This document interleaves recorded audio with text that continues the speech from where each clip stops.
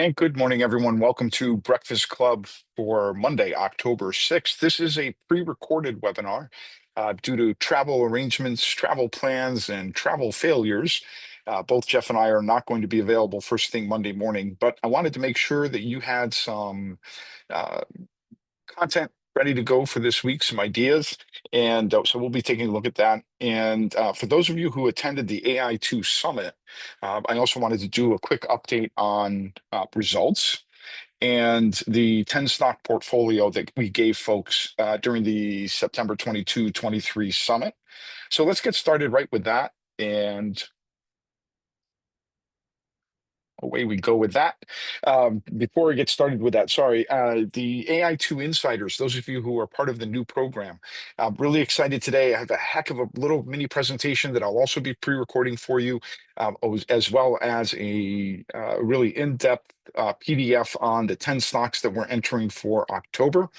Um, be be aware that we will be opening 8 positions Monday morning and have 2 conditional entries. So they have to meet some expectations and conditions before we actually execute those trades. That will give us a total of between 7 and 10 core positions. We expect 5 positions because there'll be market orders to execute easily, and some three with limit orders because we want to be cautious on price. Our average position size for a $10,000 allocation, about $800. Largest position, $1,500. Smallest position, $400. So again, we're managing risk through capital allocation. And our max potential drawdown, we do have stops in there in this portfolio. So our max drawdown will be -8% if all stops hit. And our target return is between 18 and 22% over the next 4 weeks, 4 to 6 weeks, and a risk reward ratio running then of 1 to 2.5. So pretty solid potential here. Obviously, we have to see what the market gives us, and but I'm really excited. I had to go through a lot of stocks and charts, and because I'm seeing similar patterns across a range of stocks, and I'll point them out as we look at the summit stocks in here in just a second. But it's worth pointing out some of the things that are happening. So to begin with, a review of the AI² Summit. For those of you who were able to take part in that, if you executed the options trades, we had a total of 5 trade recommendations. All of those were profitable, starting with NVIDIA for $45, Marvell Technology for $56, AppLovin for $52, Uber for $205. That was a buy right, so we double dipped on that with the call option and the shares. And then finally, IonQ, which executed on Friday for another $50. So total options profit from those 5 trades, just over $400, more than paying for your summit, and an extra $200 on top. So not bad. The 10 stock portfolio is currently running at -$48. So we'll pull back that plus $200 down to about $150. SoundHound, the SoundHound, Rubrik, Shopify, and Snowflake all in slightly positive territory to 2% gains. Biggest winner right now is Symbotic, up 8% after a huge rally in the latter stages of last week. Worst performer right now is Spotify. Largely, that's due to an announcement the company made at the end of last week to co-CEO the company. Now, there are many things that Wall Street doesn't like. Co-CEOs is one of them because it makes it difficult for Wall Street to know who is actually making decisions. Collaborative decision making doesn't work. So Wall Street took a very negative view of that. So the bulk of that loss in Spotify was on Friday, as the stock turned lower on the day. Arista Networks, Red Violet, okay, between -2% and a 1% gain. JFrog, Ambarella, pulling up the rear, -4%, -5%. I'll give you some instructions for handling this in this portfolio in the short term, even though during the summit, again, excuse me, our original expectation was to hold these stocks for up to 8 weeks. And it's only basically the end of week two. So after 2 weeks, considering that small caps fell out of favor directly following the summit, stocks are always negative whenever we hold a live event like the summit. So no surprise there. Stocks, small caps rebounded last week. Many of these made U-turns in their stock charts. Um, and overall, I mean, off a half percent in 2 weeks, given the things that have taken place, government shutdown, uh, now we're not getting jobs reports or other government data, and in the short term, I think we're holding up just fine. So I'll give you some instructions, and then we'll walk through some charts, and I'll supplement my instructions on that. Note that these are recommendations, so you can choose to do what you will, but I'll explain my rationale for my instructions here as we go from here to the chart. So starting here on Monday, my suggestion for most of you is to take a gain and take a loss to offset and end up neutral. And that would be closing Spotify and taking profits on Symbotic. They're both plus or minus $50, might be 54, 56, right? So it's a wash. But what it does is Symbotic is back at a high, back at resistance. So it would need significant momentum to push through that resistance. If it fails, we risk giving up an 8% gain in 2 weeks. Coupled that with the news I just gave you on Spotify, I just say take the zero, right? It's a tie, and we still have 8 stocks working. So with those remaining 8 stocks, I would essentially check in on the market at the open each day. If the market is up and if these stocks are moving higher, leave them alone. Right, you don't have to rush to the exits.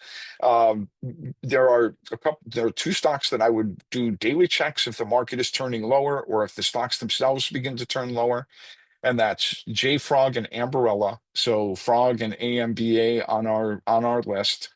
They're already at roughly minus 5% each. If they can't get some momentum to move back toward break even, then I would just close them. The overall losses in both of those is between $40 and $50 as well because of the share weighted approach that we took. So easier to make that up with the other stocks that are still positive. And that would be the approach that I would suggest. So starting on Monday, between 9:30 and 10:30, check in on the market. If the market's opening higher or if it's flat to moving higher, look at the individual stocks. If they're holding up, leave them alone.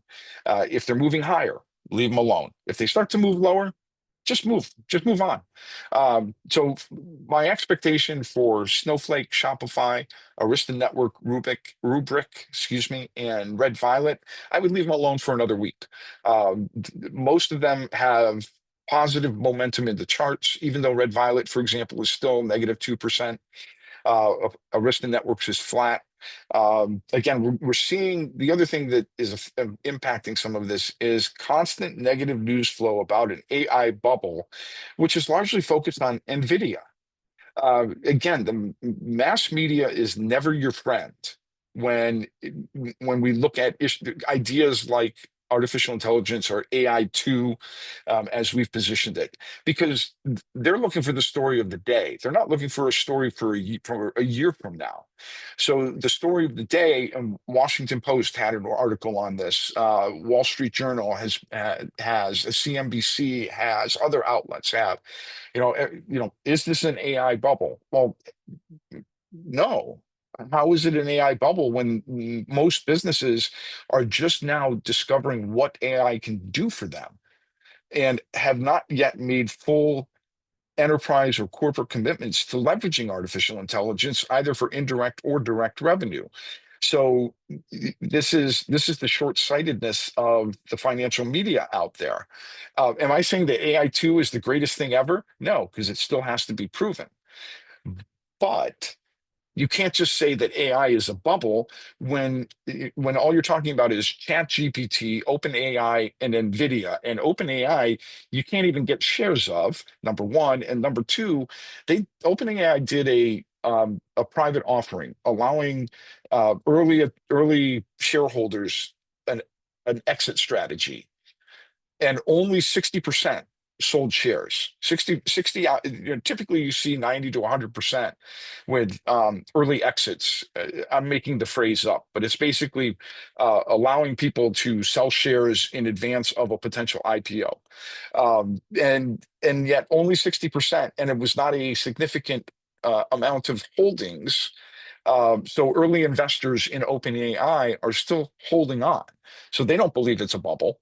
And I don't think that NVIDIA would be making the investments that they're making if they felt that AI was a bubble. So you're going to hear a lot of bubble talk, and you're going to hear a lot of comparisons to the late 1990s .com and the early internet stages, and maybe even the initial stages of digital media and online shopping, right? Those were all bubbles according to the financial media. But as I said, financial media, not your friend.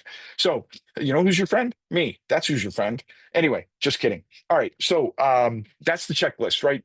I would watch Soundhound. I want to look at the chart, and I'll show you why to watch Soundhound. There's a if you like bullish and bearish fist fights, that's the stock to watch. And let's take a walk over to the chart. Give me just a second to change the screen, and I'll show you what's happening with Soundhound in just a moment.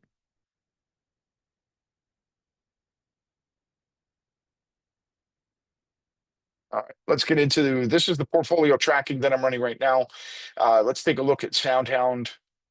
And I want to focus on two things: the far right-hand side, and get my little drawing tool. All right, so the far right-hand side over here, left-hand side, excuse me. I'm thinking of this backwards. The far left-hand side, right, roughly $16 a share. If we just keep this line going all the way across, right, you can see it's a pretty significant resistance line. Even though Soundhound is above resistance, uh, resistance failed, excuse me, breakout failed, and then this big red candlestick on Friday. That's the fist fight. That is bulls and bears, right? You can see if we move out of clear the drawings for a second, look at the wicks, the upper wick here, the upper wick there, right? That's multiple attempts to push the stock toward $20 a share. Both have failed. So it means we're at a very critical resistance point and in Soundhound. And if the stock can't break and close above 1850, somewhere in that range, then it is more likely to retest $16 than it is to test $20. So that's one reason why in the presentation, I suggest keep an eye on Soundhound. If it starts to retreat back down towards 1750, I might just close it. Right, whether you're going to be plus or minus 50 cents per share on that one. Um, if it loses momentum, it probably is going to have to come all the way back down somewhere between 14 and 16 before it gets another bounce higher. Now, can you hold for another 8 weeks and see if that happens? Absolutely. The one thing that I'm also watching here in the lower right-hand portion of your screen, you can see the RSI indicator. It is not confirming these two high attempts. This should be pointed more upward, and it's not. It's pointed down, even though RSI is not overbought, certainly not oversold. So it's in a gray space because of that. And I've seen a number of the stocks, for those of you in Insider, AI² Insider, I've seen this pattern on a significant number of small caps, where we're at a key resistance point and there needs to be a mechanism to drive stocks higher that may or may not exist. So let's go back to a couple of other things. Here's Spotify. You can see again on the right-hand edge, that's a full sell candlestick on slightly higher volume, not huge volume. Here's a second sell, That one was on higher volume down in the lower right portion down here, right? So I don't see positive momentum coming back in the very short term on that one. That's why I suggest closing Spotify out, and in place of that, going to Symbotic. Again, a resistance point.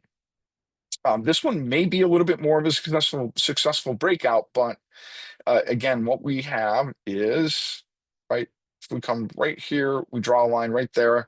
Right there's the first attempt at a breakout. It fails.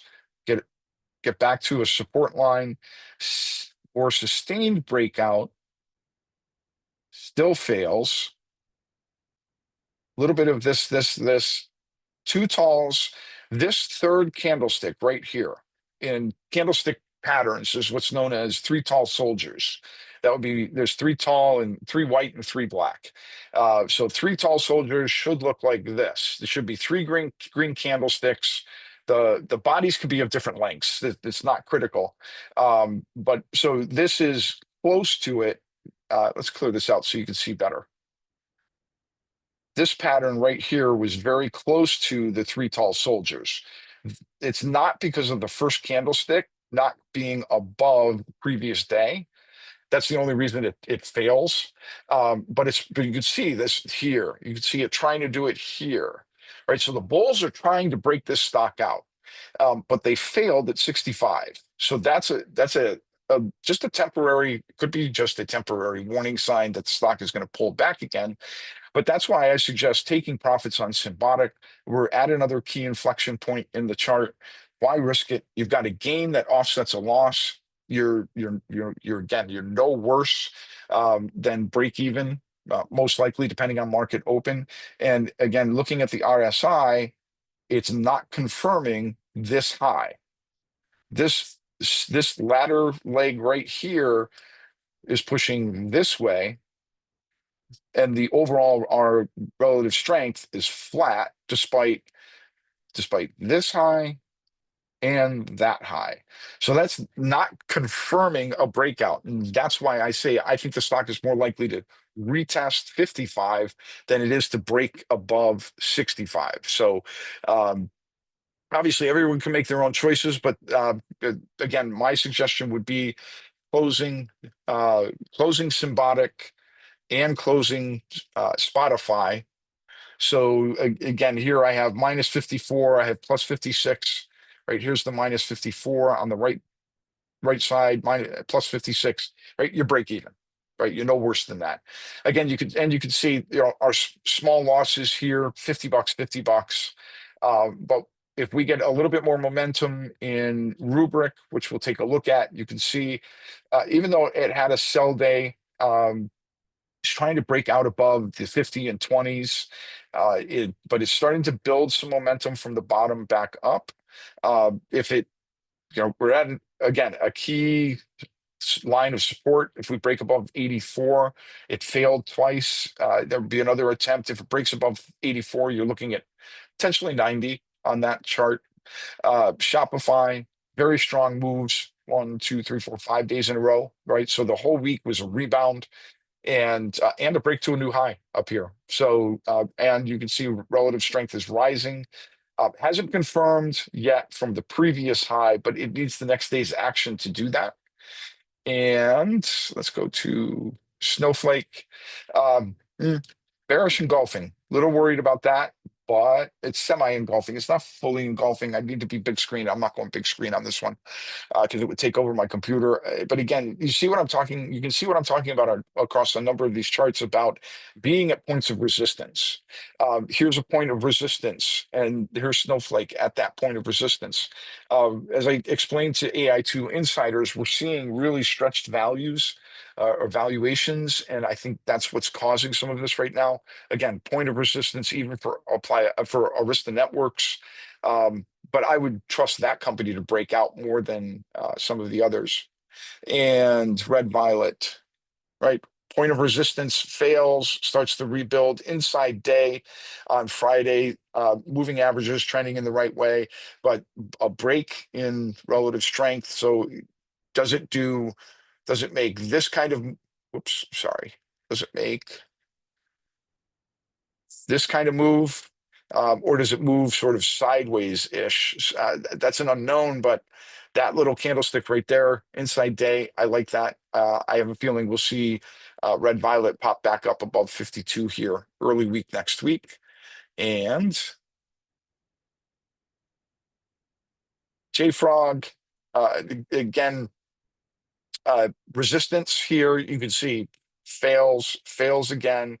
Heavy selling day. That was overall a heavy selling day in the market. So turn higher, trading between the major movings, the 20 and the 50, rejected at the 20, but on a small candlestick day. We'll see if that turns around. I think it will. I think it'll get back up and retest these highs somewhere between 50 and 52. And Ambarella, very similar. Again, you can see, look, all the way back on the right, left-hand side of the chart to the right-hand side, right? Resistance all the way across. And failing, failing, failing, failing. So this is what I mean by the market is being stretched in valuations. Again, with Ambarella, this along with JFrog. Again, if you see the stock start trending back down toward, what is that point right there? What's that low? 81. Call it 80. What's the low on that day? 81.16. So we'll just call it 81.50. If you see Ambarella start trending back towards that, if it breaks below 83, that's I would just cut the loss, keep it as small as possible. And we talked about Symbotic. So there you go. There's an overall review. Mixed bag. It's not certainly not killing it by any stretch 2 weeks in, but with 6 weeks to still hold. The only reason I'm recommending taking actions is the three reasons. One, we're coming up on earnings seasons, which could be positive or negative for any of these stocks. Number two, if you're worried about the market and you just want to keep your cash on the sideline, you can do that. Number three, as I mentioned, I would keep Shopify, Snowflake, Arista Networks, Rubrik, and even Red Violet. I would keep those stocks running.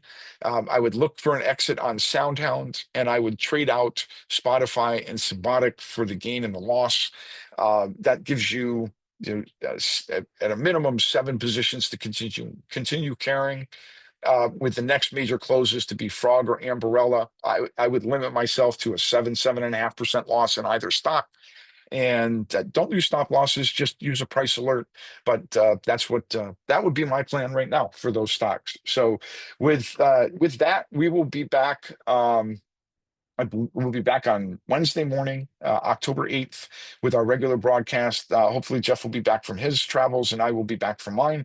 Thanks for joining me, and that's all we have for you today. We'll see you again in our next Breakfast Club on Wednesday morning.